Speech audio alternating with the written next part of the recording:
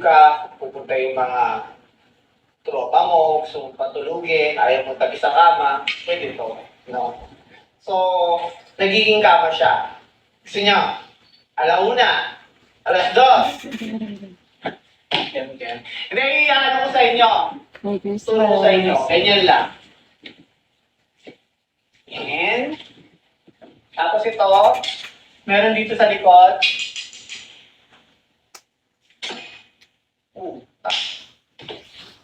Ako na. Malambot siya guys, hindi siya matigas. Yung kung iisipin nyo, alam ko yung mga tanong sa isip nyo. Kung tutungkod to yung mga bakal, tumutungkod sa likod, di ba may mga ganon na mga folding bed? Hindi! Wala, malambot talaga. Huwag yung gawa ng issue. Tapos may libre ng unan. So, matutulog ka na lang. Ang height ko guys, 5'7" na. 5'7". Keep it real. May bagyo, deal. So guys, ano pang hinihintay ninyo? I-check out nyo na itong sofa bed na to bago pa ma-check out ng iba. Lamig?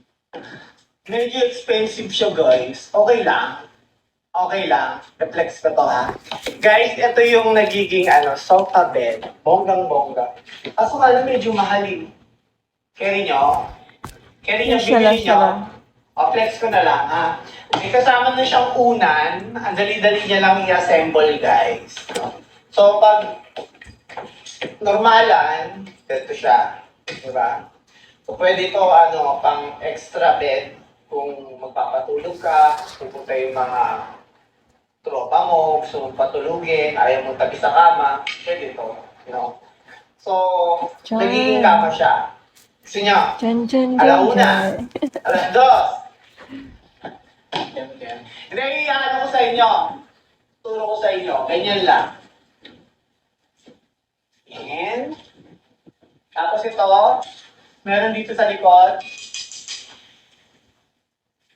Sabi ko naman po talaga sa inyo, iba-iba talaga. Guys, Extra Pure Soap, hindi nyo na kailangan magpasabay. Sophie and Kalel po ang exclusive distributor nito sa Philippines. And kahit mag-check kayo sa market, kami Today na-experience ko na talaga yung worst side effect of taking GLP-1 and I'm really scared. I'm having diarrhea since last night and I'm also vomiting.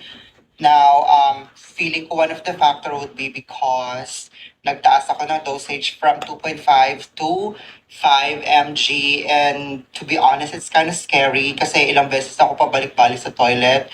And yeah, so these are the side effects that not a lot of people talk about. Na GLP-1 is not just about feeling full all the time. It's not just about having or, losing pounds. It's all about being matapang talaga because if you're not matapang, oh my god, it's so scary and I'm really questioning right now if I still need to, patuloy this or not because I've been with this medication for 2 months and so far I have lost a little bit more than I expected. So yeah, it's scary. Today na-experience ko na talaga yung worst side effect of taking Ka, pupunta yung mga tropa mo, gusto mong patulugin, ayaw mong tabi sa kama, pwede to, So, nagiging kama siya.